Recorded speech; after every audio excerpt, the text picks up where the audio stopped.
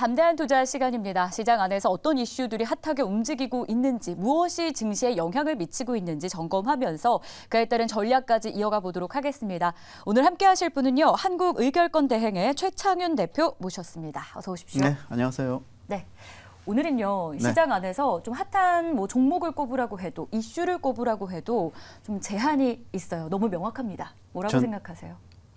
방위산업 관련주? 맞아요. 네. 전쟁 이슈가 사실은 가장 큰 글로벌 시장 안에서도 이목을 집중시키고 있는데요. 이게 또 앞서서도 저희가 조기준 코치와 확인해봤지만 개인 투자자들의 투자 심리를 불안하게 할 수밖에 없는 내용이거든요. 또 일각에서는 이번에 6차 중동 전쟁까지 이어질 수 있다. 뭐 이런 얘기까지 있는데 대표님 의견은 좀 어떠세요? 6차 중동 전쟁까지는 가지는 않을 것 같은데요. 지금 분위기가 이란이 또 개입을 하는 게 아닌가 이런 걱정들. 제일 큰 우리가 우려 사항이 이란까지 이렇게 우리 팔레스타인 편을 들게 되면 진짜 보다 더 확전될 가능성이 높으니까 그런 부분들이 좀 우려가 큰 것 같은데 아무래도 제가 보기에는 지금 이번에 팔레스타인 쪽에서도 원하는 목표는 달성을 했다고 했죠.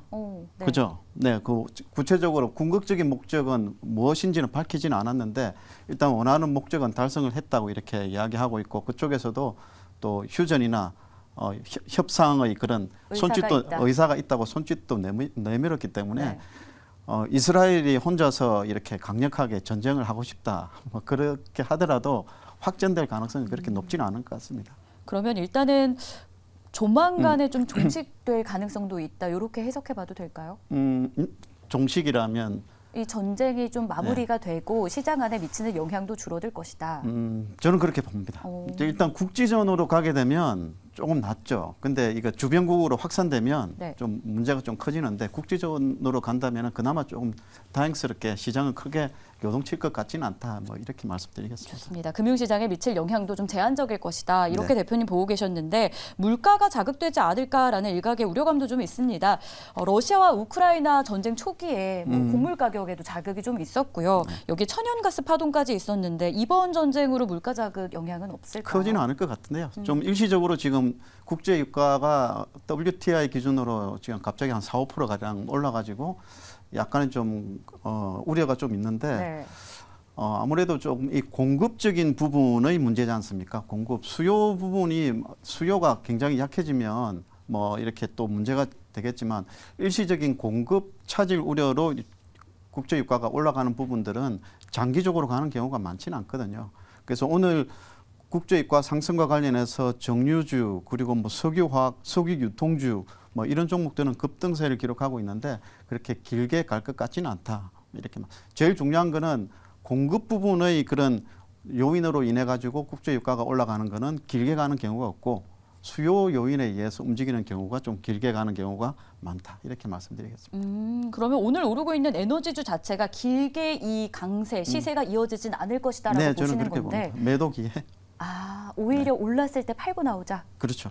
그러면 반대로 좀 수혜될 만한 종목은 우리가 시장 안에서 찾기 마련이거든요. 어디라고 보세요? 에너지주는 아니다라고 보시는 거고. 그렇죠. 지금 그러니까 두 가지로 구분하셔야 되는데 오늘 강세를 기록하는 종목들은 이제 정유주 그리고 방위산업주. 근데 이 두 개는 좀 구분하셔야 돼요. 왜냐하면 정유주 같은 경우에는 일시적인 공급 차질 우려에 의해서 유가의 급등으로 인해 가지고 수혜를 있게 될 것이라는 그런 기대인데 방산주는 수요 요인이거든요. 지금 안 그래도 지금 우크라이나 전쟁 때문에 수요 촉발 요인이 지금 계속해서 유지되고 있는데 지금 이스라엘과 이팔 전쟁까지 이렇게 겹쳐 있으니까 수요적인 부분에서 보다 더 강하게 이렇게 끌어올릴 수 있다는 그 기대감이거든요. 그래서 저는 이 두 개를 같이 보지 말고 이제 석유화학과 정유와 관련된 부분들은 매도 기회를 보시고 그리고 이 방위산업 관련주는 조정 시 좀 눌림목 줄 때 오늘 너무나 핫 이슈가 되어 있기 때문에 조금 급등했지만 오늘 좀 추후에 좀 눌림목이 줄 때 그때 매수 관점에서 접근하시는 게 좋지 않을까 이렇게 말씀드리겠습니다. 그러니까 방산주든 에너지주든 공급이 이슈가 되고 있는지 수요가 이슈가 맞아요. 되고 있는지가 더 중요한데 네. 공급이 이슈가 되고 있을 때는 주가가 연속성을 띠지 않을 가능성이 크다. 네, 맞습니다. 반대로 수요가 이슈가 될 때는 이 주가까지 연동될 가능성이 높다라고 보고 있었습니다. 그래서 에너지주는 주가의 연속성이 길지 않을 것으로 봤고요. 반대로 방산주는 괜찮겠다 하셨는데 혹시 조금 더 압축해서 본다면 종목까지 좀 들어가 봐도 될까요? 네, 말씀드릴게요. 지금 중동 전쟁이지 않습니까? 어쨌든 중동 쪽에서 지금 전쟁이 뭐 큰 전쟁은 아니지만 전쟁이 이렇게 일어났는데 중동 같은 경우에는 주로 사막, 평지가 많잖아요. 평지가 많으면 그렇죠.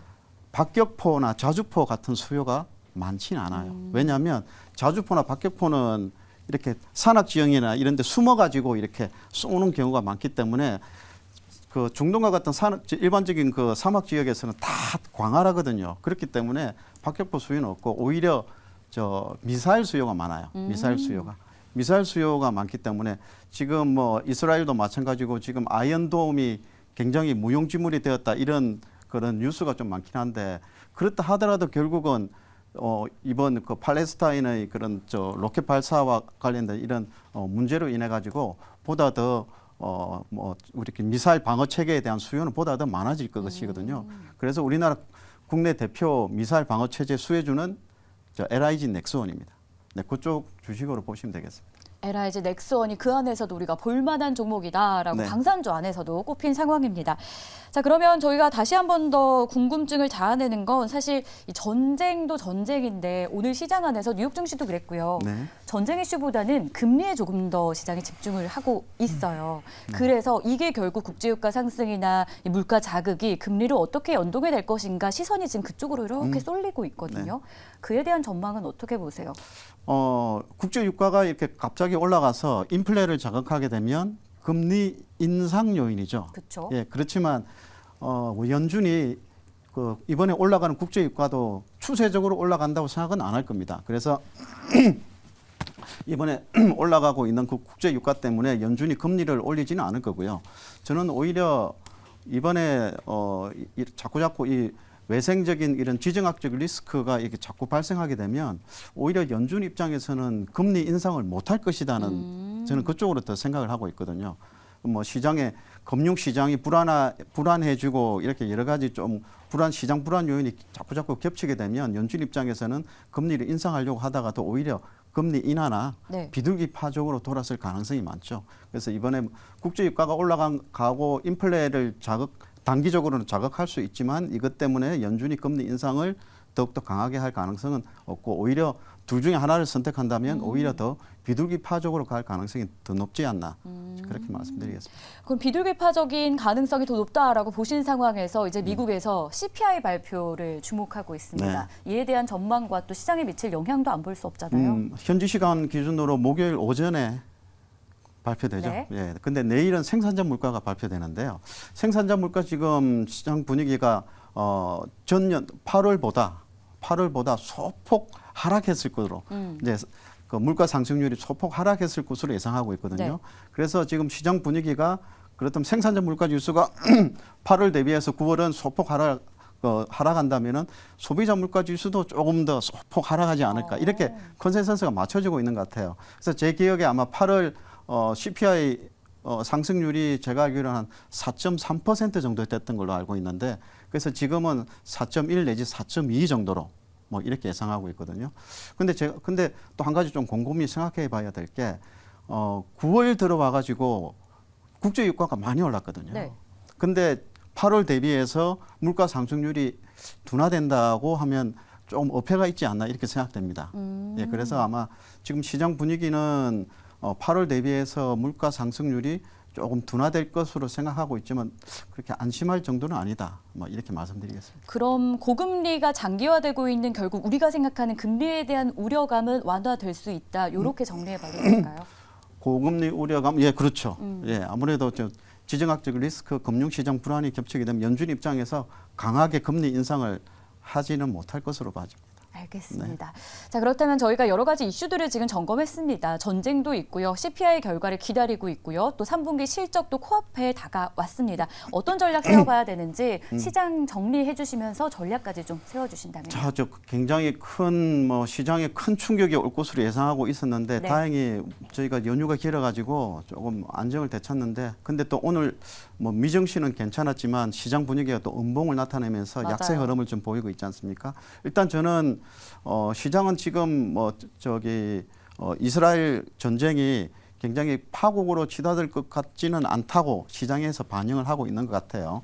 시장 컨센서스도 그렇는데 너무 지금 현재 주가가 좀 많이 내렸고 네. 그리고 또 연준 같은 경우에도 지금 시장이 장기 고금리 우려가 시장이 많이 팽배하지 않습니까? 그렇지만 이번에 연준이 좀 소비자 물가 지수나 또 고용 지표가 조금 둔화된다면 연준도 너무 강하게 매파적으로 간 가능성은 그렇게 높지는 않기 때문에 너무 비관적으로 접근하는 건 좋지 않다. 그래서 지금 단기적으로는 지금 아마 탐색 국면으로 갈 것으로 네. 봐집니다. 탐색 국면으로 갈 것으로 봐지지만 일단 탐색 구간 거친 후에 우상향 흐름으로 가지는 않을까 이렇게 말씀드리겠습니다. 지금의 탐색을 잘 지나가고 나면 우상향도 기대할 수 있다. 그러면 종목은 뭘 봐야 됩니까? 그래서 지금 우리 시장에서 피난처가 어딘가 이렇게 그렇죠. 하는데 주식이 약세 국면일 때 피난처를 찾으면 안 되거든요. 아예 안 사시는 게 낫죠. 그럼 지금은 좀 잠잠하게 지켜보자. 네, 근데 많이 빠지는 종목은 사도 돼요. 제가 네. 보기에는 이번 이스라엘 전쟁 때문에 오늘 급락하는 종목이 있거든요. 네. 어떤 테마인 줄 알고 계세요? 어딜까요? 네옴시티 관련주. 오늘 급락하고 있어요. 네. 네옴시티 관련주. 당연하죠. 지금 사우디가 지금 그쪽에 굉장히 중동 붐을 일으켜야 되는데 전쟁이 나 있으니까 네옴시티 관련주들이 급락세인데 근데 제가 보기에는 저가 매수 기회라고 봐지거든요. 네. 관련주들 잘 한번 체크해 보시고 우상향 흐름에 있는 종목 중에 오늘 외부 외생 변수로 인해 가지고 급락세가 나온 네. 이 종목들은 저가 매수해도 되겠다 이렇게 말씀드립니다. 그게 네옴시티 관련주다. 네. 이렇게 말씀 주셨습니다. 네, 지금까지 시장 이야기 쭉 다뤄봤고요. 종목까지 들어갔습니다. 한국의결권 대행의 최창윤 대표였습니다. 고맙습니다. 네, 수고하셨습니다.